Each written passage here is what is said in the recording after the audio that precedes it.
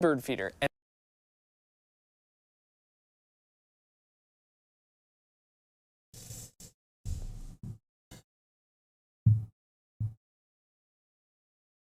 everything to my left is my attempt at making it squirrel-proof. If they want the bird seed, they will first need to pass through what is basically an 8-part Ninja Warrior. Is it transformative content? Yeah. Hey, let's read. I don't know who this guy is. Squirrels were stealing my bird feed. Warrior obstacle course for squirrels. This course is extremely challenging. It is not for the timid of heart. But out of the gate, I will admit that in hindsight, that I completely underestimated my adversary. Now, if you're wondering why I would go through all this trouble, we need to go back 8 weeks ago when I found myself stuck at home and very bored. So I installed a bird feeder and decided to become a bird watcher. And it was it's just so lovely. Until they showed up. Now luckily my bird feeder had a wire cage around it, big enough for the birds to slip inside, but small enough to prevent the squirrels from getting the food. And that worked really well until right here. For me, this was like the moment in Jurassic Park when they realized the velociraptors can open door handles. And once the door was open, it was clear this wasn't their first rodeo. I've never seen a squirrel get in like that. Look how deep he's getting in. And they realized the first rodeo. That boy's long as hell. What do you think? What do you think, Tractor? Base Tractor? What do you think about the squirrel, huh?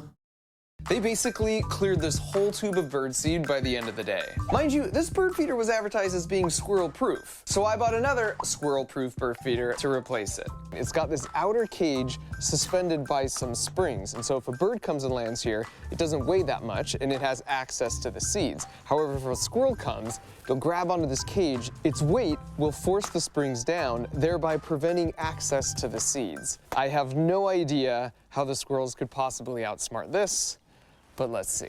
And this one worked exactly as intended. You can see the birds love it, but when the squirrel comes along, this guy to all the birdseed he wants. Get it. And so I decided I'd into it. Nor he's buying a bunch of other squirrel feeders. If I could design a package to deter thieves, could I design a bird feeder to deter squirrels? No. And so after and all 4 times I repeated the experiment, walnuts were always the one they ate first. What's great about placing this here is it unfurls some celebratory banners. Why walnuts? I'm glad you asked. I'm using walnuts because over the course of a week, I put out a buffet of 7 different nuts and seeds. And all 4 times I repeated the experiment, walnuts were always the one they ate first. What's great about placing this here is it levels the playing field, as the birds can fly up and get as much food as they want anytime they need it. The squirrels, however, will have to work for it, because the only point on each end, back force, they will break away and stop spinning.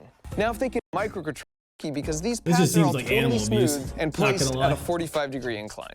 And now for the last challenge. At this point, they are a mere few feet away from their ultimate goal, but if they're not careful, they'll have to deal with the orbital assist platform, aka the final countdown, aka it's not a catapult, it's a squirrelapult. Yeah, it's fucked up. Which means they now have to go back and start all the way over from the beginning. Now, if they want to avoid that fate, they just need to stand on this pad for less than 3 seconds. But once again, I've placed a diversion here. This one projects an optical illusion of anything you place in the bottom of this dish. It's actually super trippy. It looks even more impressive in real life because the projected image is 3D. They're like $9 on Amazon, and I put a link that explains the juicy physics of how they work in the video description. Now, with regards to squirrel safety, I know I seem to have this reputation of yeah, there you go. It's kind of cycle.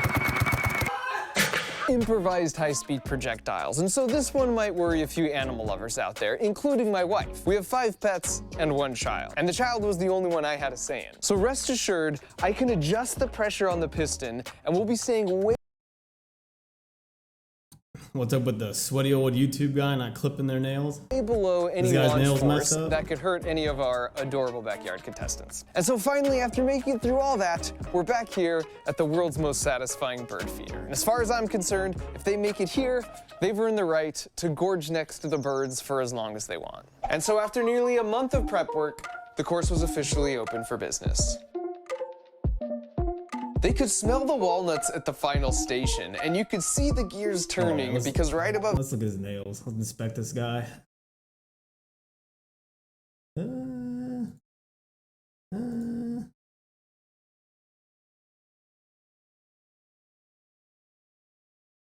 don't know, like no more to me. They could smell the walnuts at the final station, and you could see the gears turning because right above that was their favorite bird feeder. And so before long, we had our first contender.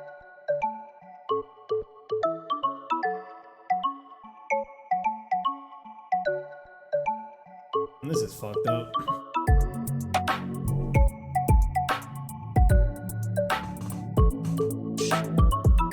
That didn't exactly go as planned, so Rick decides to regroup. He's gonna climb across there, and he's gonna twirl around. He's gonna get stuck in there. He's gonna hang himself.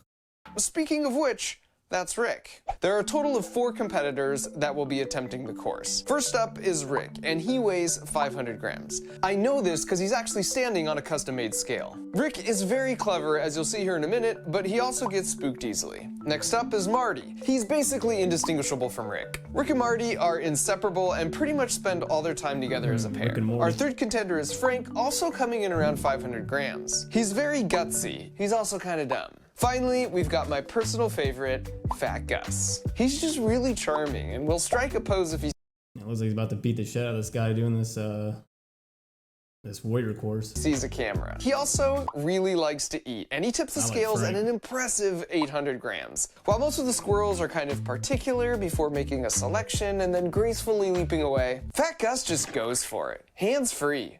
Just makes himself real comfortable. Here he is laying out with a light snack from the bird feeder. I mean, you can't fault the guy for just clearly appreciating a good meal. So now that you know our 4 contenders, let's get back to Rick. So he hops back on, and he's actually doing better than his first attempt.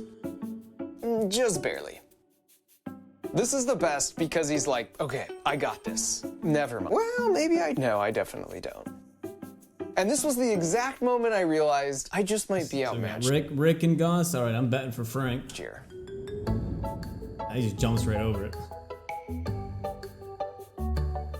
Marty was watching Rick, and after a quick dip of his toes in the water, adopts his strategy right out of the gate. Oof, so close. But an excellent recovery. And Fatgus, perhaps predictably, comes up a little short. Which brings us to the Maze of 1,000 Corridors, which, to be honest, they mastered this one pretty quickly.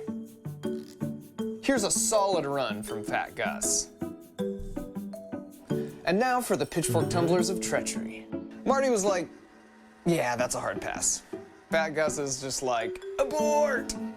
Frank is just like, nope. Then he's like, wait a second. Still nope. They're gonna get their heads stuck down here and they're gonna get smashed.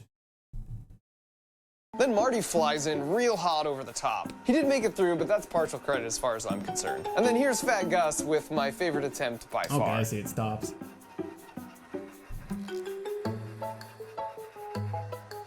And then Frank shows no fear, which helps him pull off this near-flawless run. And finally, Smart Rick surgically weaves his way through, essentially untouched. And I should mention, the squirrels were most active from 6 to 10 a.m., so every morning I've been getting up before the sunrise to start filming from in my house like one of those camouflage nature photographers, only like a suburbanized version. I've also had a handful of streaming cameras rolling 24/7, which has allowed me to make such discoveries as, we have the world's worst guard dog. Thanks for the help, pal.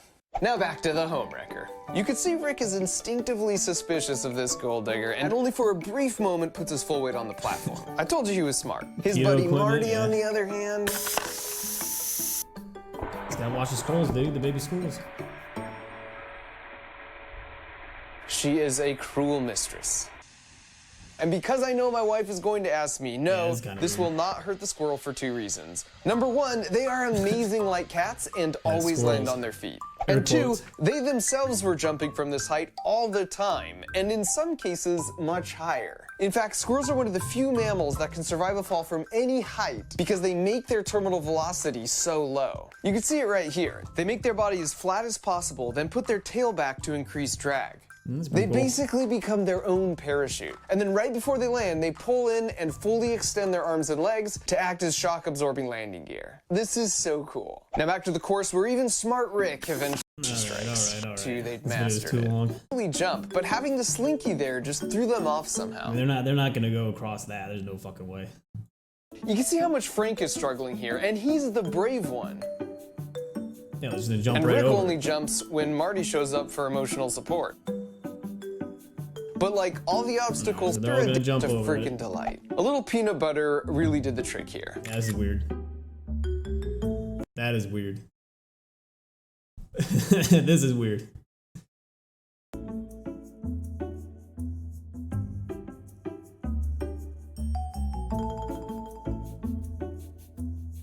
Like one of you. Alright, I get it. Zoom, enhance.